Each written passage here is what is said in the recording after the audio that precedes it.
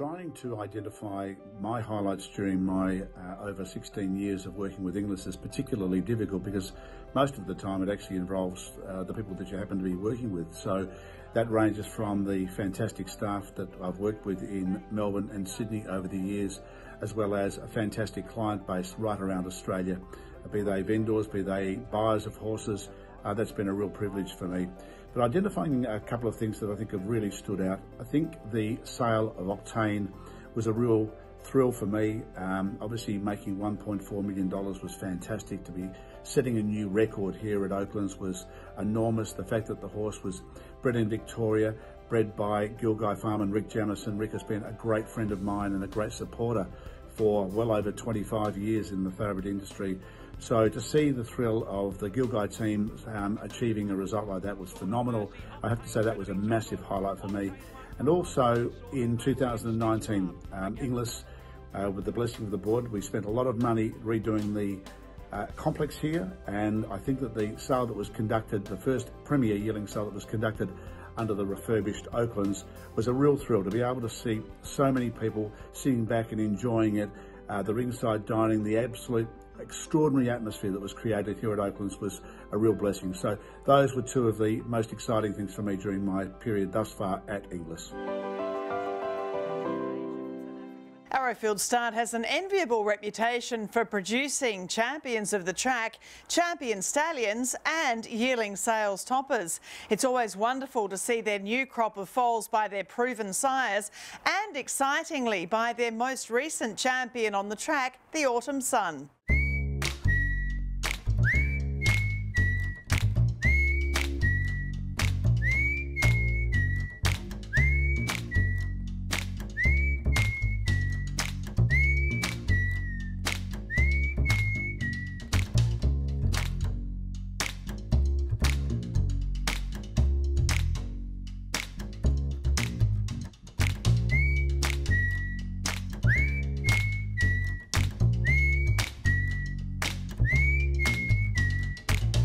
It's been another fantastic year in spring for Arrowfield Stud. Caulfield Guineas Day, a real highlight early on with the 2 Guineas winners and Dirty Work by Written Tycoon. Not only your long-term stallions, but everything you seem to touch turns to gold. Well, the season's barely finished. We haven't had much of a chance to celebrate Snitzel's 4th championship, and we're already into the next season, barely out of October, and the Arrowfield stallions account for 18 stakes winners already.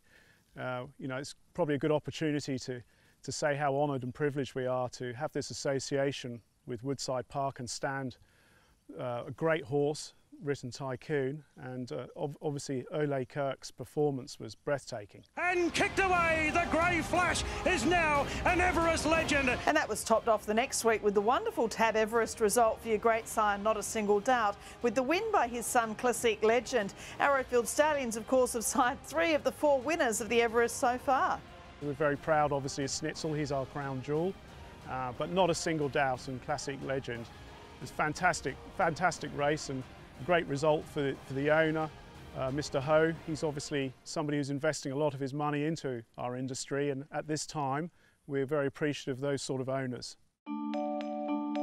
How has the breeding season gone? The horses obviously still need to be bred, but it seems people have managed in the Hunter Valley to get the mares and the staff transported. How's it been at Arrowfield? It's carried on unhindered, really.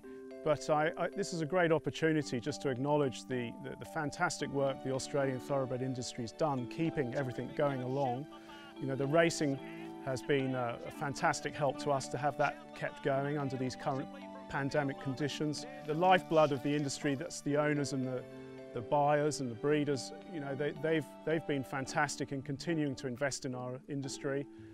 But the season itself has gone on. Obviously, mares need to be bred and mares have to foal, and it's gone very well. The numbers have been very positive that have been coming through and being booked to our horses, particularly Written Tycoon, obviously, on his recent performances has done very well. It's been very good, very positive about the season. The Autumn Sun's really surging, the outside, yes!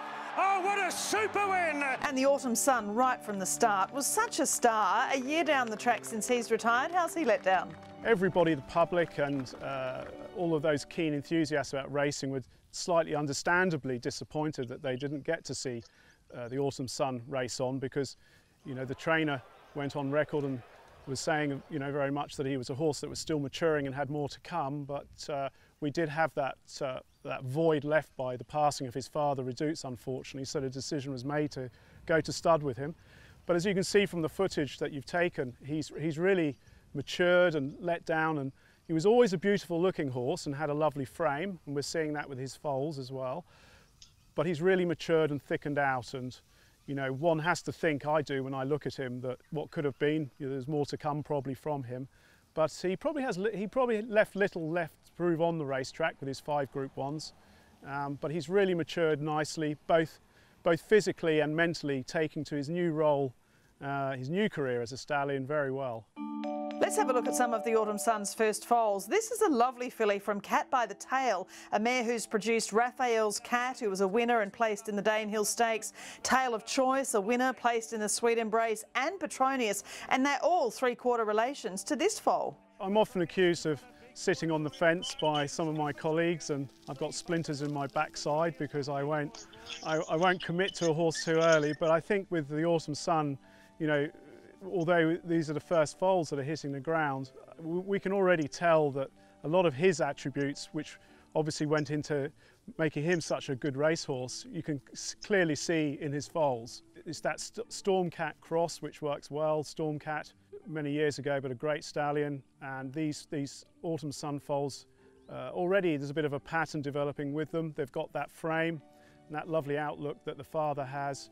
We hope that this filly will be one of the flag bearers for him. An Angel of Mercy raced through, took the lead. Our next filly by the Autumn Sun is from Angel of Mercy. She's a Hussanet mare, winner of the Lord Mayor's Cup in Brisbane, from the family of Divine Madonna. Again, you're getting that Redouts Choice Hussanet cross that's been so successful. 50% strike rate on the Redouts Hussanet cross, so let's hope that we can emulate that again with this foal. But you know, it's a very good family.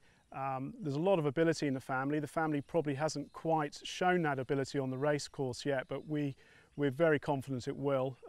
Beautifully bred. So yeah, the future's bright for this one. And then a colt from a mare by Tappet, who's done really well in Australia lately. Tap This was a winner in New South Wales. This fellow's a really interesting mix with an American family. Tappet is a world-class stallion, everybody knows that, and obviously he commands a stud fee which reflects that in North America. He's proven to be a very good stallion with turf horses, so when this mare was acquired by us at the sales, we were very excited to have her. She's a beautiful mare. Unfortunately, we got off to a bit of a bad start with her. We didn't get a foal from her last year, so we're particularly pleased with this year's to have this lovely foal. And if this is the sort of mare foal that she can throw, we're excited about the future for her. But Personal in the middle, she's just in front, but Victoria Key's got her. Dundeel, who John Massara and the team raced to win the first $4 million Queen Elizabeth Stakes in Sydney.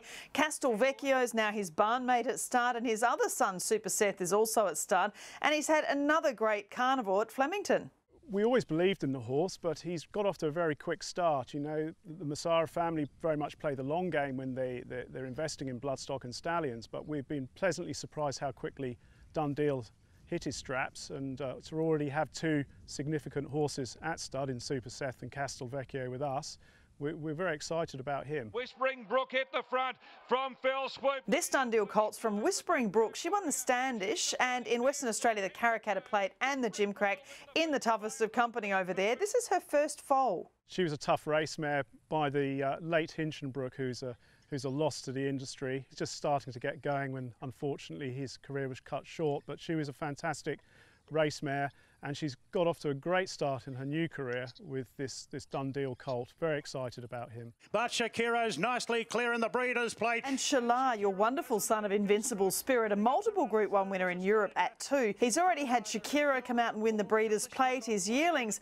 and even at the recent Inglis Ready to Race sale, people have consistently been wanting to get into that bloodline. Well, yes, you can't get much better start as a 2-year-old to win the Breeders' Plate, but we're all very well aware that one swallow doesn't a summer make, but it's a great start, and we're hearing lots of positive feedback from the people who've got Shalaas out there.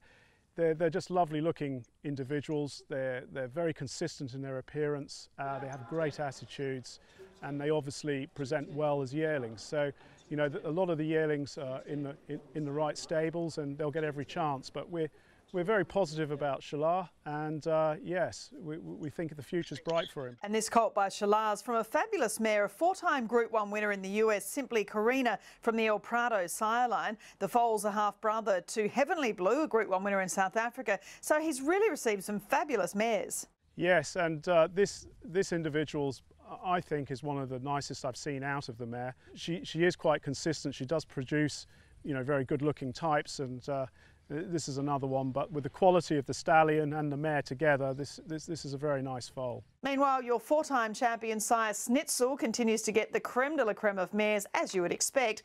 This foal's from a South African champion, Carry On Alice. Tell me about the matchup with this mare and Snitzel. Carry On Alice is one of our joint ventures that we have with one of our very important clients, Mr. Costa. And I have to be very careful, Caroline, with my words here, because she was probably the South African equivalent of Winx. She was an exceptional race mare. She really was of the highest calibre, always running in Group 1 company and winning Group 1s, multiple Group 1s over a sprint distance. And, you know, we're just delighted to have a mare of this quality on the farm in a joint venture. And obviously she's well deserving of going to our flag bearer of stallion, our crown jewel Snitzel, and just produce this lovely individual. He's got that great strength, great forearm, really robust. He just looks like he's going fast standing still. And we can look forward to having this gorgeous vision and following these foals as they head towards the sales ring and onto the racetrack. That's the plan, Caroline, but as everyone out there who tries to breed and present horses at public auctions knows, it's a long time between drinks, and a lot of water needs to go under the bridge between now and then. But that's the goal for these horses. At Aerofield, everything we produce, we offer at public auction. We're known for selling our best horses. We don't select, cherry pick out the best ones and keep them back for ourselves. They all get offered at public auction. There may be the odd exception to that, the horse through an injury or something that precludes it being offered at public auction, but generally everything that we breed we try to offer and sell. They are pretty special foals, aren't they, being born in a very unusual COVID spring? You know, every year we all look forwards to the new crop of foals, and it doesn't get old. I mean, you might ask some members of staff, they may answer differently, but you've got a great team at Arrowfield led by Kerry Stevens. They do a fantastic job. They're so devoted to these mares and foals. At the time of filming this, we're at 250 foals on the ground. It's gone very well, but that's in no small part due to all of the effort that the staff have put in here, led by Kerry. And with the great reputation Arrowfield has for topping the yearling sales and breeding champions, the future is bright for these foals. I wander around and we're looking at these foals at the moment, and we're monitoring them. The team are monitoring them very closely as they develop and helping them where they need to. But when you look at them, you can't help but wonder, what's the next slipper winner, the next Guineas winner, the next champion that might come out of here? We've had a very good run. I hope that run continues. It's very exciting when you're able to work with this quality calibre of horse.